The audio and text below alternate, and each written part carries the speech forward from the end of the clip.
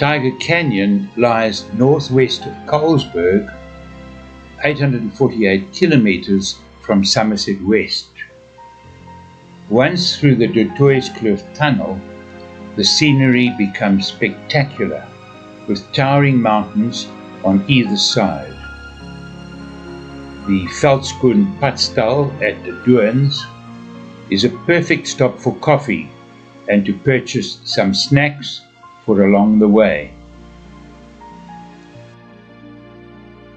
After 445 kilometers, we reach Karoo National Park for a comfortable overnight.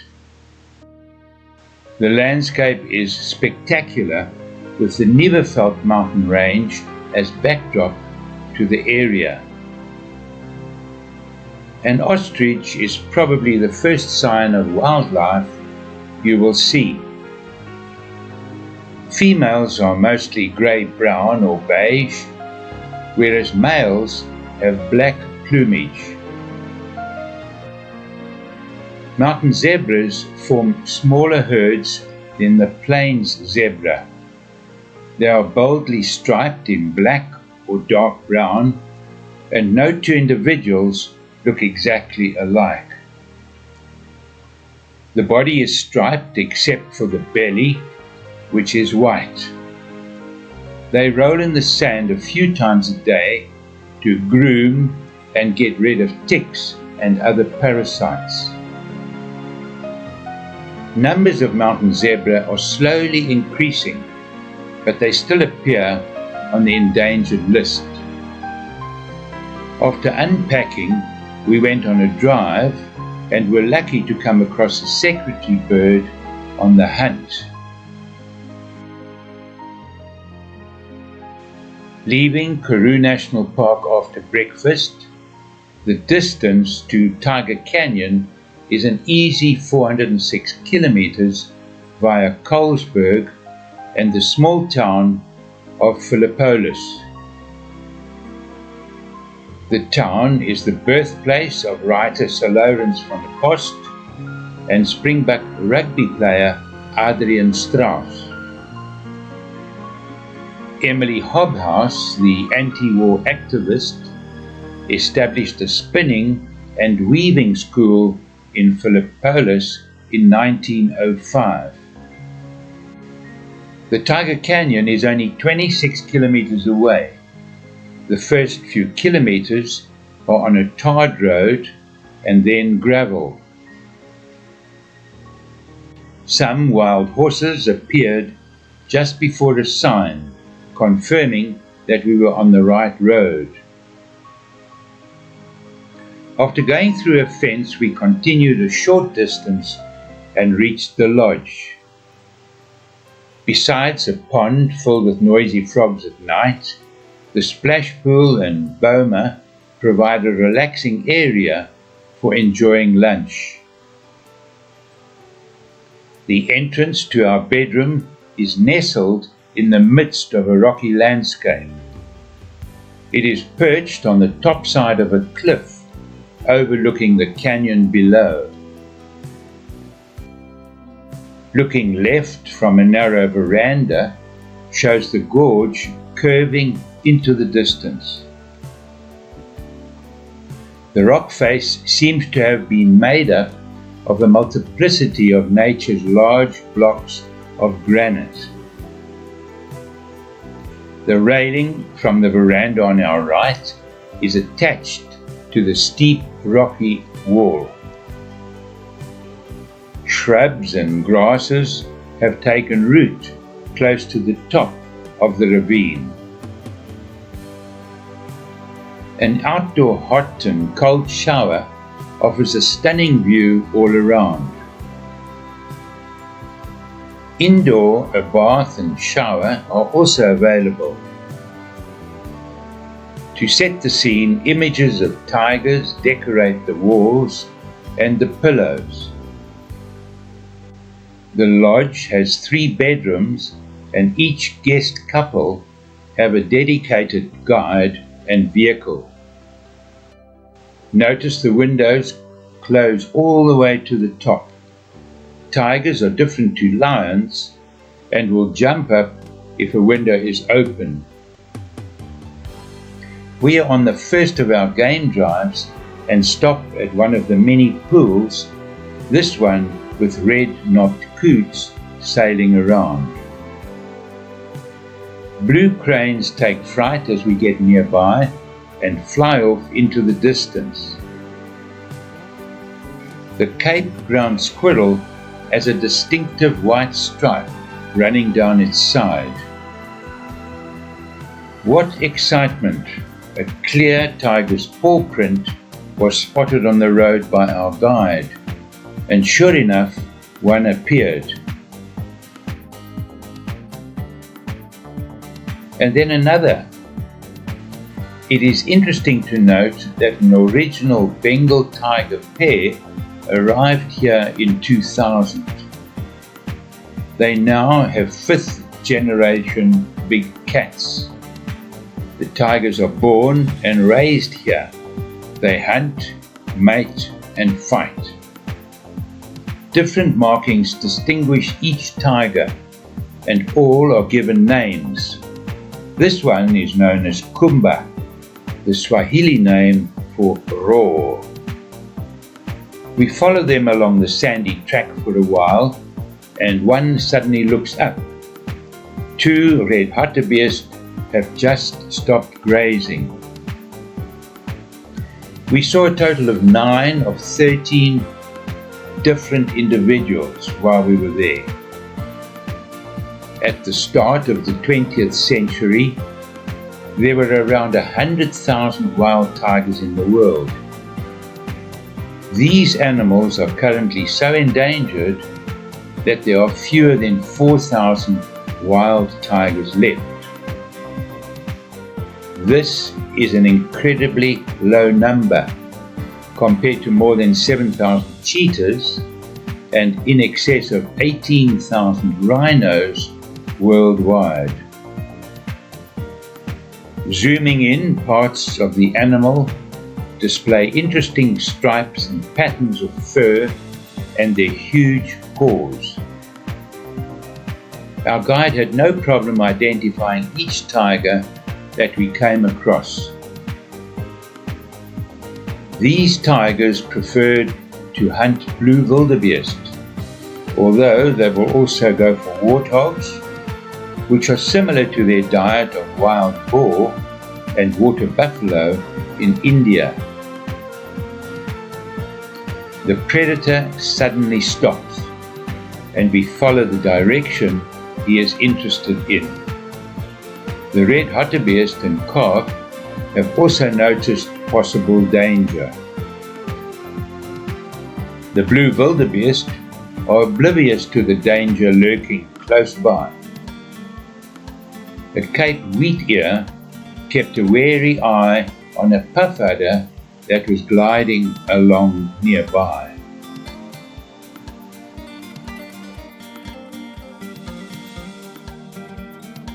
The landscape in the reserve crosses a few climatic zones, so we found springbuck on the plains and impala browsing in the bush areas.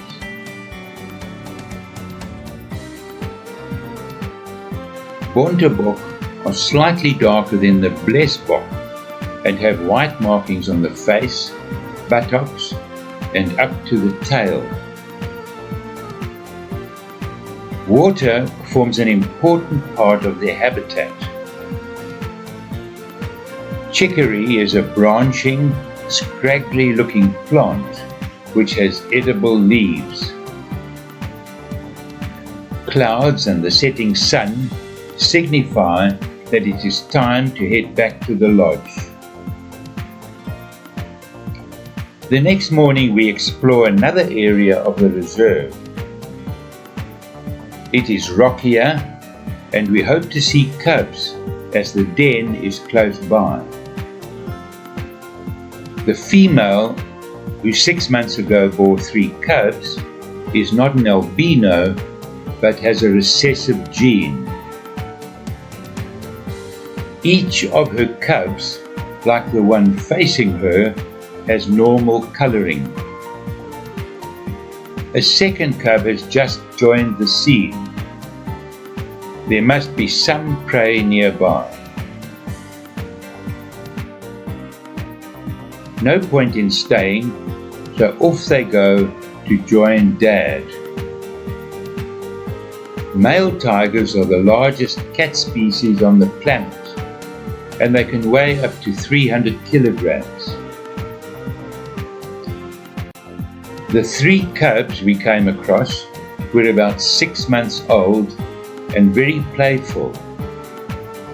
They absolutely loved the rocky area, first by peering over a rock, looking for its brother and sister. Once the other 2 were spotted, this cub headed for its playmates.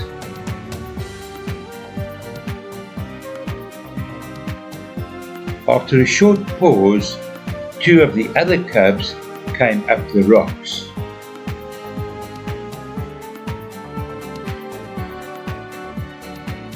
There seems to be a flat rock close by, an ideal resting place.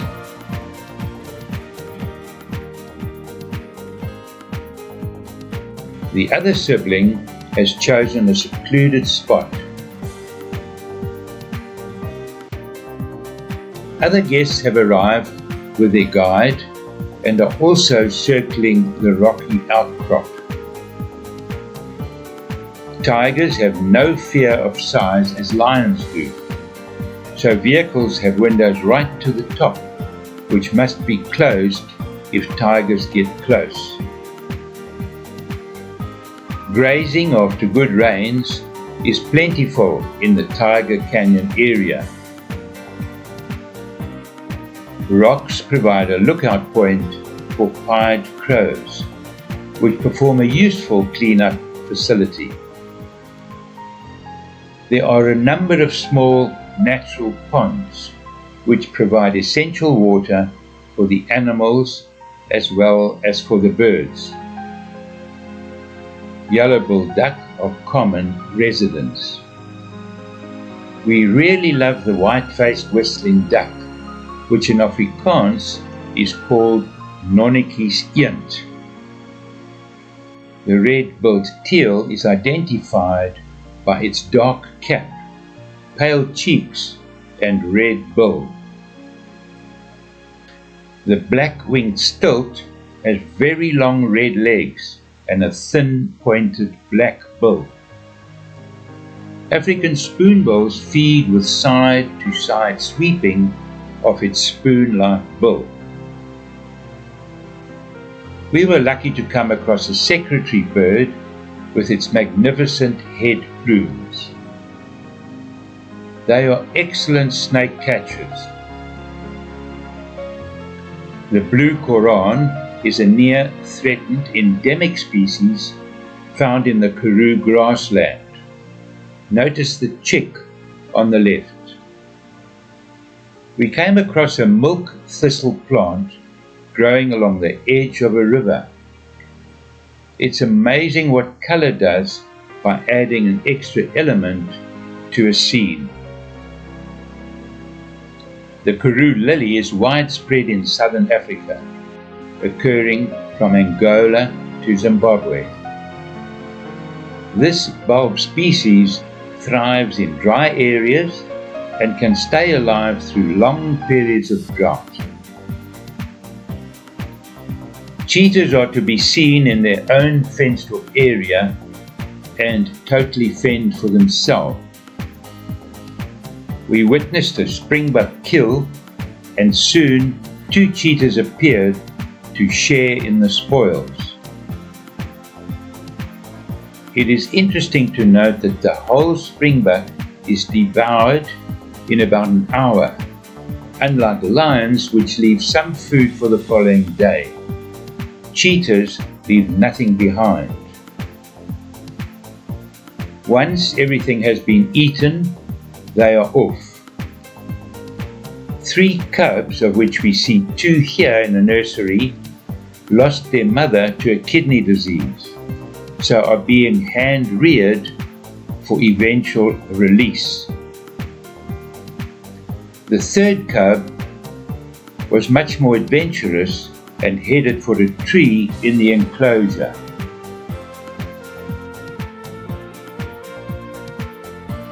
This little one had no trouble climbing higher and higher,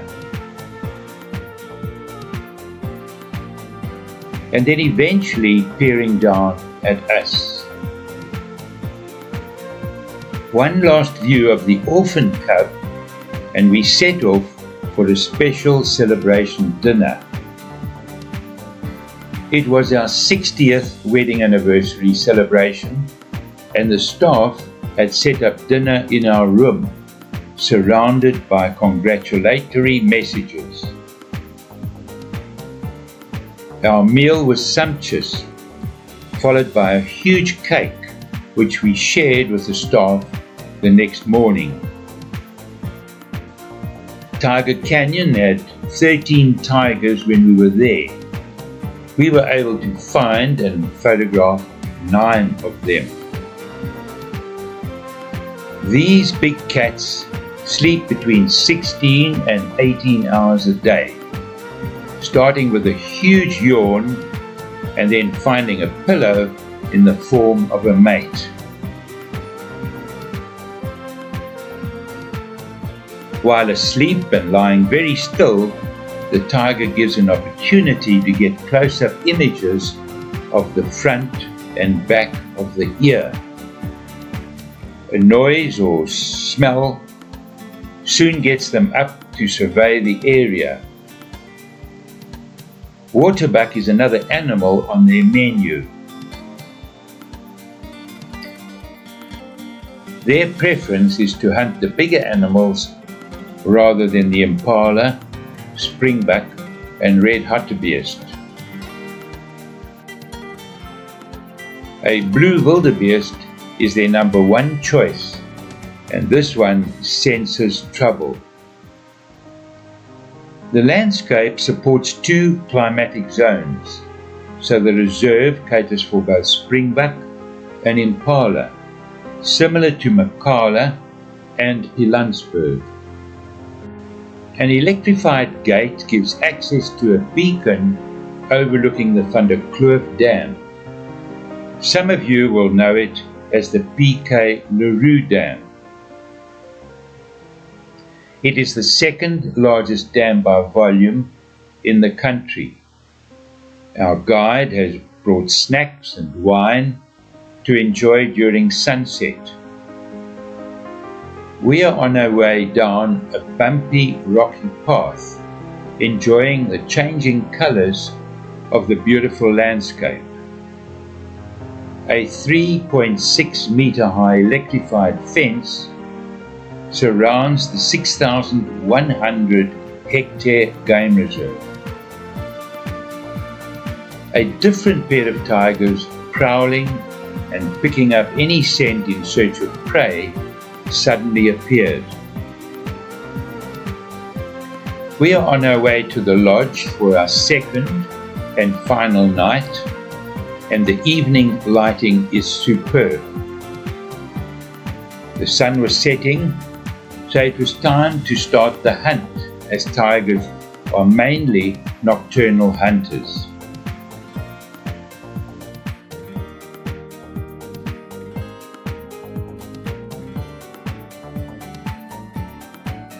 The sun finally sets, and we still had one final game drive planned for the next morning. Our guide agreed to head for the rocks to see if we could find the cubs again. A few rock hyraxes were waking up, and around the corner saw our first cub again, and the 2 siblings. Like all young cats, they play fight and tease each other. A brother or sister is mesmerized by the activity below. The largest cub looks on but has not really woken up as yet. Like all animals and even human beings, a yawn is a sign of tiredness and ready for resting. These two have more energy and soon leave the rocks. Tigers have white spots on the back of their ears. The reason has puzzled researchers for years. Cubs typically leave their mother and gain independence after 2 years of age. It is interesting to note that there are more tigers in captivity, about 8,000, compared to about 3,500 in the wild. And this set John Varty on a mission, who started Tiger Canyon with 2 cubs from captivity in 2000. 24 years later, Tiger Canyon has achieved 5th generation wild-born and wild-raised tigers, thanks to John Varty's conservation efforts.